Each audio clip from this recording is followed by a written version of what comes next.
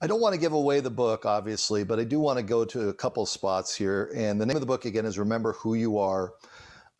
What did Pedro Gomez show us about baseball and life? I mean, because that is the title. What, if we go through life, what did Pedro Gomez show us? Well, one example I point to, two guys that Pedro and I both knew well from our A's days were, well, actually, Pedro knew him from Arizona, A.J. Hinch. And we both knew Ron Washington in Oakland when he was a coach. And, Wash became very famous in baseball as like the oracle and writer's best friend, because you could always go to him for a cool quote. But Pedro and I kind of got to that first. We were Wash guys before that became cool.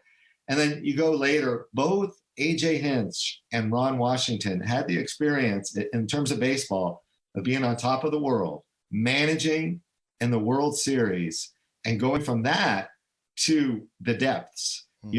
Obviously in AJ's case, that was the sign stealing scandal. AJ doesn't like to call it a scandal, but I'm going to go with scandal. Yeah. Wash, had had some issues with Coke a couple of years earlier, and then John Heyman broke a story about it. He was in seriously hot water. And Brad, what amazes me about the story is both of these guys were on the phone with Pedro after that. And Pedro's, ostensibly doing a job because he's there to try to get an interview for ESPN. Everyone knows that. But that's not the way Pedro approached it. Pedro approached it. He was secure enough in his abilities as a reporter that he was going to do his job and do it very well. But he could also be present. He could be a friend to these guys. He could even give them advice. And I'll go farther. Both of them have essays in the book where they go into, I'm going to say, pretty painful, startling detail about what it was like and how Pedro, they said, gave them some of the best personal advice at that moment, at their darkest hour, that they've ever had in their whole lives. I'm not going to, quote from it here. People should order the book. But, it really, really hit me hard that, it's just amazing the impact Pedro had in so many lives, from big league managers who, let's face it, their world is a cacophony. They don't get very many people who they can really tune into, offering them personal, honest, blunt advice. Pedro could be that guy. Pedro, there's a wonderful essay in there by Brian Murphy, which is available online at the website, about always grab the corks. Because when I was with Pedro, you're in a clubhouse after a big win. The Yankees win the World Series. There's champagne all around. You grab the cork, put it in your pocket, because you know what? Sometime you're going to meet someone who, if you pull out that cork and hand it to them, they're going to be just blown away, happy. So that ability to just be present in so many lives was a remarkable quality of Pedro's. And that's why we see this book. Sure, it's a book for sports fans, but it's much more than baseball. It's about life. It's about how you connect with people. It's about remembering who you are. That's well put. Again, the name of the book is Remember Who You Are. Steve Kentman with us for a few minutes, what Pedro Gomez showed us about baseball and life. Before I get you out of here, I'm just going to throw a couple names at you, a couple of topics. And if you want to go deep, great. If you want to save most of it for the book, I get it. Barry Bonds. Well, a thing that came to mind about Barry Bonds, two things. I was there in Ahwatukee shortly after Pedro passed, and I was in there standing alone with the flowers, and there were flowers from Barry Bonds. Barry had sent flowers to the family, and it made me think of a couple of essays in the book. The Dusty Baker talked about how he wasn't surprised at all. Dusty, I think people know, was very close to Bobby Bonds, Barry's father, and he actually held Barry as a baby. Dusty thinks it was the day he was born, maybe within a couple of days, and of course managed Barry. And, Barry's a complicated personality. I myself have had long conversations with Barry that were very private, and he didn't really let that show all that time that Pedro covered him, but he always respected Pedro. I also talked to Scott Boras, who's in the collection.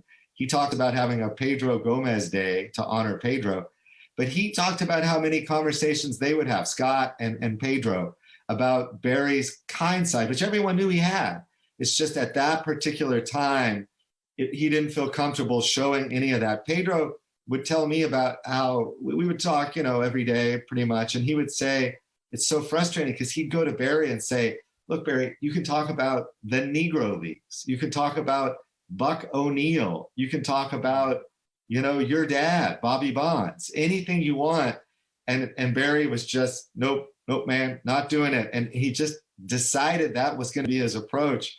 And it was a tremendous lost opportunity for Barry, but I do think that the way that Pedro handled that is certainly part of his legacy. I think there's wide consensus that very few individuals could have handled that. I mean, there's a lot of great reporters, but Pedro had the quality of being a great reporter who most people thought of as a great person as well. And that's a rare combination. Cuba. So in March 1999, Pedro, who of course was conceived in Havana, his mother was 8 months pregnant when they got on a flight to Miami, and he was born in Miami. He and I were both born in August 1962. Then in March 99, we were both there to cover the game between the Cuban national team and the Baltimore Orioles. I'll never forget walking around Havana with Pedro, kids playing stickball, the whole thing. And, we sat about 11 rows back from Fidel Castro. And one thing about that is Pedro had strong opinions on just about everything, including politics. And he wasn't able to share those in his ESPN years. We do have an essay in the book by Paul Begala, famously a Bill Clinton advisor, who shared some of Pedro's observations. We don't want to alienate any people. The point was just he had a good, clear eye for seeing forward. But in Havana, maybe egged on by a good buddy of his named Steve, he wrote an open letter to Bill Clinton calling on Clinton to lift the economic embargo of Cuba, which if you're a Miami Cuban in March 99, writing that in public, I mean, you are guaranteeing 1,000 angry conversations with Cubanos in Miami. And Pedro did that, which was very, very courageous. His reporting that week in the Arizona Republic was remarkable. I went back and read it all. And Pedro was well known as a personality on television and on radio with you and other places. But he was a great writer and a great reporter.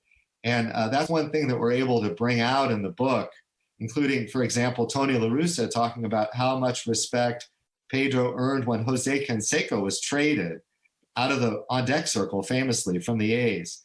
And Pedro had gone to high school with Jose in Miami, Coral Park High. He could have buried the A's with Jose just kind of sounding off. And he was very balanced in his reporting. And, I would call it a Hall of Fame career was born right then, I would argue, that week when Jose was traded. That's when he became a great sports journalist.